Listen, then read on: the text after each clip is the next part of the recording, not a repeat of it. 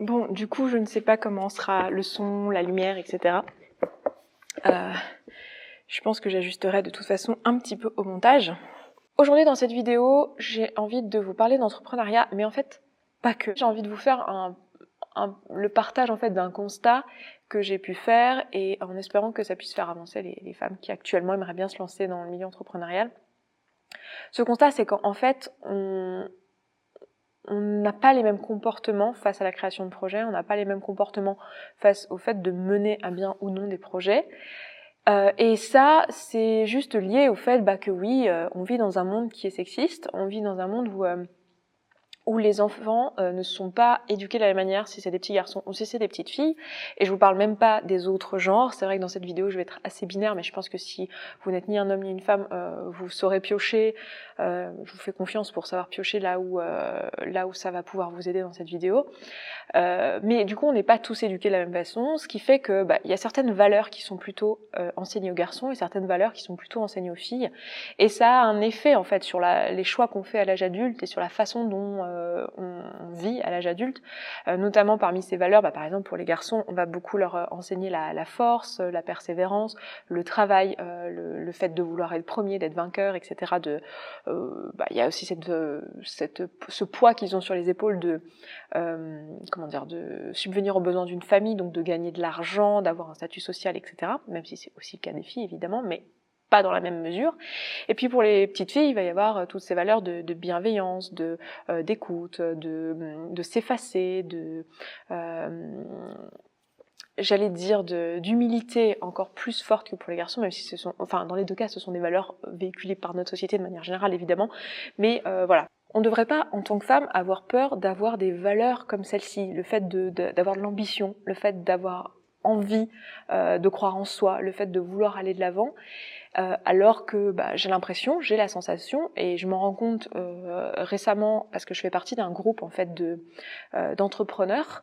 On a un mastermind en fait, et je me rends compte d'autant plus que parmi ces gens dans le mastermind, il y en a qui coachent des entrepreneurs, et il y a l'un d'entre eux qui nous disait vraiment la différence flagrante qu'il voit quand il coach une femme et quand il coach un homme, et les peurs qui sont derrière. Et du coup, moi j'ai noté 3 peurs en fait qui se retrouvent particulièrement dans les femmes entrepreneurs, que je retrouve, alors c'est pas que je les retrouve pas dans les hommes entrepreneurs, je les retrouve aussi dans les hommes entrepreneurs, mais pas au même stade et pas au même niveau. C'est-à-dire qu'il y a une partie des peurs qui sont communes, qui sont juste liées au fait d'être un être humain dans une société qui est jugeante, et il y en a parmi ces peurs-là qui sont vraiment propres aux femmes et aux valeurs qu'on essaye d'imposer sur les femmes, qui vont pas dans le sens de la réussite d'un projet, alors que les valeurs véhiculées pour les hommes, elles vont plutôt dans le sens de la réussite d'un projet. Et ces peurs-là, j'en ai noté 3, c'est la peur de ne pas être légitime, la peur de l'échec et la peur de la réussite, bizarrement. Disons qu'un homme va plus facilement, alors je vais faire plein de généralités, évidemment, j'en ai besoin pour pouvoir vous expliquer le propos, mais évidemment tout ça est à nuancer, mais un homme va beaucoup plus facilement, on va dire, se lancer dans un nouveau projet et acquérir les compétences dont il a besoin au fur et à mesure sans se poser de question de la légitimité. Alors bon, tout ça, ça a des limites, évidemment. On vit quand même dans une société où on a besoin de certains diplômes pour exercer certaines choses. Pour se lancer dans un projet, il faut quand même avoir un minimum de compétences au départ. Très bien, mais disons qu'une femme va avoir plus facilement tendance, et moi je le constate aussi au sein de mes coachings, une femme va avoir plus facilement tendance à faire 12 500 000 formations pour s'assurer d'être légitime, surtout ne pas se mettre en avant et ne pas oser croire qu'elle est légitime à se lancer dans ce projet alors qu'elle a plus de diplômes que le mec qui enseigne le dernier cours auquel elle est allée. Et disons qu'un homme va se lancer s'il a, un certain pourcentage des compétences dont il a besoin, et que c'est assez pour commencer, il va se lancer. Alors qu'une femme va avoir besoin d'acquérir toutes les compétences pour se sentir légitime. Ce qui est quand même assez chiant, hein. C'est ce truc encore de les femmes sont moins douées que les hommes, ou moins intelligentes, ou moins ceci, et le fait qu'on ait besoin de prouver tout le temps, beaucoup plus qu'un homme, nos compétences. Et du coup, on a cette sorte de pression sociale. Donc moi, ce que j'ai envie d'encourager les femmes, si vous me regardez, et que vous avez envie de vous lancer dans un projet, c'est d'avoir conscience que cette peur de pas être légitime, en fait, elle est socialement construite, et posez-vous vraiment la question, est-ce que j'ai les compétences pour faire cette chose-là, de manière très objective? Et tout le reste, si la réponse c'est oui, tout le reste c'est du bullshit. Faites comme les hommes, bordel de merde. Lancez-vous, eux ils se posent pas, encore une fois, il y a certainement pour qui ça ne répond pas, pour qui ce que je dis ne s'applique pas, mais dans l'ensemble, les mecs se posent pas 36 000 questions, hein. Ils y vont, et puis s'ils se plantent, ils se plantent, et sinon, ils apprennent au fur et à mesure. Donc faites la même chose si ça vous tient à cœur et si vous avez envie de vous lancer dans ce projet. Petite chose, le perfectionnisme, pour moi, c'est un peu du bullshit. C'est un petit peu plutôt le fait d'avoir peur d'être jugé. Alors je dis pas qu'il n'y a pas des personnes pour qui c'est une valeur très importante, le perfectionnisme, mais dans beaucoup de cas, on attribue au perfectionnisme ce qui est en fait la peur du jugement des autres. Donc plutôt que de s'intéresser à ça, même si je comprends, hein, c'est humain et voilà, on est tous pareils, mais entendre qu'en fait c'est juste ça et se dire ok, je me lance quand même, je m'assure juste que j'ai les compétences pour le faire, mais je n'écoute pas toute cette pression et je me lance quand même. La deuxième peur que j'ai notée, c'est la peur de l'échec. Là encore, une peur tout à fait humaine, évidemment, qui ne s'applique pas qu'aux femmes. Mais disons que dans le cadre des femmes, il y a en plus ce truc de mais si j'étais pas compétente et que tout le monde, du coup, l'apprenait, syndrome de l'imposteur, tout ça, ou je ne vais jamais être capable de, ou ce truc qui se manifeste du coup dans les projets. Moi je l'ai remarqué donc dans le projet entrepreneurial et dans les projets de manière générale, les femmes ont plus de mal à prendre des projets solo en fait, et vont tout de suite essayer d'avoir d'autres personnes pour les aider parce qu'elles ont l'impression qu'elles pourront pas mener le projet à bien toutes seules. Alors c'est pas du tout un problème de faire des projets en groupe, hein, et je pense qu'il y a plein de projets qui nécessitent de toute façon de pas être tout seul, mais là où je pointe du doigt un problème, c'est si c'est par manque de confiance en soi. Si c'est parce que c'est intéressant d'avoir plusieurs compétences, plusieurs visions pour monter un projet collaboratif, c'est génial. Mais le problème, c'est que assez souvent, en fait, ces femmes n'ont pas particulièrement besoin d'aide. Je dis pas qu'il faut pas avoir peur de l'échec, évidemment, c'est très sain, c'est très bien, ça permet de se remettre en question et ça permet de continuer à grandir et tout. Je dis juste que on n'a pas besoin d'aide en fait, voilà, pas plus que n'importe quel autre être humain, et que t'as pas besoin qu'il y ait un mec qui vienne t'expliquer la vie pour faire les trucs, hein. Tu peux te démerder toute seule, j'ai envie de te dire, et voilà, et d'avoir un peu plus confiance en nous et en nos capacités de manière générale, et ne pas avoir autant cette peur de l'échec qui paralyse, et de faire comme les mecs et de juste se lancer et de voir ensuite. Troisième peur que j'avais retenue, c'était la peur de la réussite, et c'est assez intéressant parce que ça c'est une peur, je pense, qui est un peu moins présente chez les hommes que chez les femmes aussi, comme toutes les autres. Disons qu'il y a quand même ce truc que socialement en France, hein, je pense que c'est pas valable dans tous les autres pays, je pense que c'est assez valable aussi en Suisse, en Belgique, je dirais. Dites-moi si vous êtes suisse ou belge. Je pense que si vous êtes canadienne ou canadien, pardon, cette chose-là s'applique un peu moins, mais dites-le moi, remarquez, ça m'intéresse vachement en fait de me rendre compte des différences. Mais disons qu'en France, c'est pas super bien vu de réussir. C'est quand même mieux vu si t'es un mec. Si t'es un mec, c'est normal, du moins. C'est la moindre des choses. C'est vrai qu'il le faut parce que bon, faut nourrir sa famille, tout ça. Mais si t'es une fille, c'est pas forcément super bien vu. Et il y a ce truc un peu de ouais, si t'es un mec et que t'as réussi, bravo. Et si t'es une fille, c'est que t'as dû écraser les autres sur ton chemin, quoi. C'est voilà. Bon, il y a un peu ça socialement aussi de manière générale, même chez les hommes, mais vous voyez ce que je veux dire, il y a un peu une association négative à la réussite ou une association positive en fonction de comment on a été élevé. Et il y a quand même ce truc un peu plus, quand t'es une fille, tu vois un peu plus les choses négativement, la réussite comme négative. Le nombre de femmes que j'ai vues dire, et moi y compris, et ça m'énerve, j'ai envie de me foutre des baffes quand je revois des vidéos où je parle comme ça, mais qui s'excusent d'avoir réussi, qui disent ah non mais je dis pas ça pour me mettre en avant, c'est bon quoi. Un mec va moins naturellement le faire, ça. Il le sait, il s'en fout. Enfin, je veux dire, il dit juste ça parce que c'est les faits. Nous, on s'excuse constamment. Et quand on le fait pas, putain, on en prend plein la gueule, hein. Le nombre de fois. Bon, moi, je parle là en tant que personne qui parle sur YouTube, donc forcément, il y a plein de personnes qui vont réagir à ce que je dis. Mais dans la vie, c'est un peu moins vrai.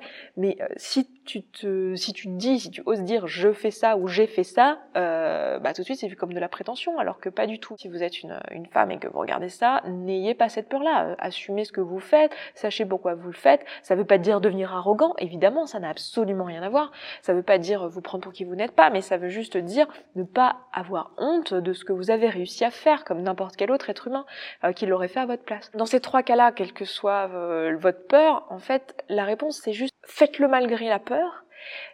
Pensez aussi que un homme, alors il aura aussi ces peurs-là, mais moins, et il l'aurait fait quand même. Dans beaucoup de cas, bon, en fait, l'entrepreneuriat, tout le monde ne se lance pas parce qu'il y a plein de raisons d'avoir peur, mais voilà, mais n'importe quel autre projet, enfin voilà, des fois, je trouve que ça aide en fait de se dire, mais qu'aurait fait un mec à ma place en fait? Est-ce qu'il se serait demandé, genre globalement, est-ce qu'il se serait demandé, il se serait posé autant de questions quoi? Est-ce qu'il se serait dit si je fais ça, ça va être perçu comme je me mets en avant, comme je me prends pour qui je suis pas, ou comme j'ai des valeurs de merde ou je ne sais quoi, alors que vous savez pourquoi vous faites les choses. Donc faites-vous confiance, n'allez pas à l'encontre de vos valeurs, que vous soyez un homme ou une femme, de toute façon n'allez pas à l'encontre de vos valeurs parce que vous n'allez pas vous sentir bien. Je vous en parlais dans une précédente vidéo il y a, je sais pas, quelques mois, c'était au mois de mai je crois. Je vous parlais du fait que quand on est une femme, en fait ce que moi j'ai envie de vous donner comme message, parce que c'est celui auquel je crois et celui que j'ai envie de porter, c'est de faire comme si le sexisme n'existait pas et d'agir comme les hommes et de vous en foutre de ça. Je vous remettrai la vidéo ici si vous l'avez pas vue.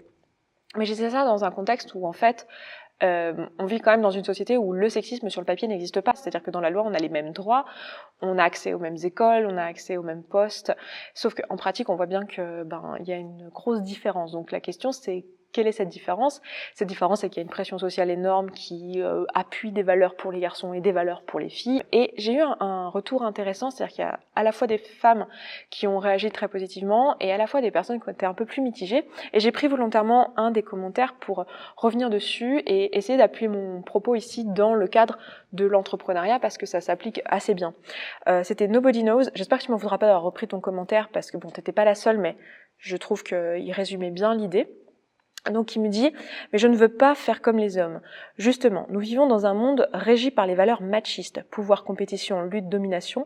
Le monde du travail est régi par ces valeurs. Les femmes qui incarnent ces valeurs sont tout autant détestables que les hommes qui les incarnent également.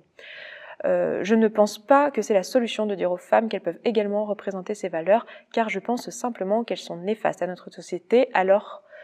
Au lieu de vouloir jouer dans la cour des hommes, je préfère construire un monde alternatif avec des hommes et des femmes qui ne se retrouvent pas dans des valeurs mercantiles du patriarcat. » Alors bon, il y avait un petit peu de colère dans ce commentaire, mais je le comprends complètement. Je comprends complètement parce que je vois ce que tu veux dire. En fait, ce qui est intéressant, c'est qu'à chaque fois que je tiens un discours comme celui que je suis en train de tenir ici, c'est typiquement ce genre de rejet qui est en face, c'est oui, c'est machiste, oui, c'est tout est dans la réussite et dans l'argent en fait, hein, le patriarcat et j'arrive plus, le mot fait plus partie de mon vocabulaire, la fille elle y arrive plus, le capitalisme, voilà, très bien. Et alors que dans cette vidéo, finalement, je parle et dans la vidéo d'aujourd'hui aussi, je parle d'audace, je parle d'ambition, je parle de persévérance et je parle de croire en soi. Je ne parle pas de valeurs néfastes, en fait. Il y a cette espèce de perception que vouloir lancer un projet ou vouloir faire comme les hommes, ça veut juste dire être un gros connard. Sauf que non, en fait. Non, ça veut juste dire finalement les valeurs que je véhicule là et qui sont véhiculées par le fait de se lancer dans un projet, de pas avoir peur et de faire comme un mec ferait. C'est quoi? C'est l'audace, l'ambition, la persévérance et le fait de croire en soi. On parle d'amour de soi, d'estime de soi, de confiance en soi.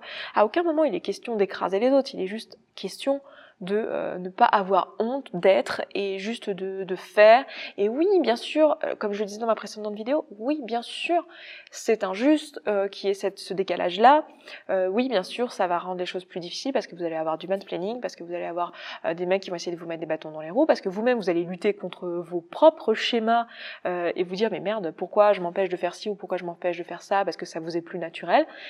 Mais ce que j'ai envie de vous encourager, c'est de le faire quand même, parce que pour moi, ça va faire partie de ce qui va changer la société et le fait que un jour, dans quelques générations, je l'espère, il y aura plus de différence entre les petites filles et les petits garçons, et que ceux qui ont envie d'être entrepreneurs pourront l'être, ceux qui n'ont pas envie de l'être pourront l'être, et dans les deux cas, ils seront pas mal vus socialement, parce que il y aura eu des modèles, des personnes qui avant ont montré que c'était possible, et voilà.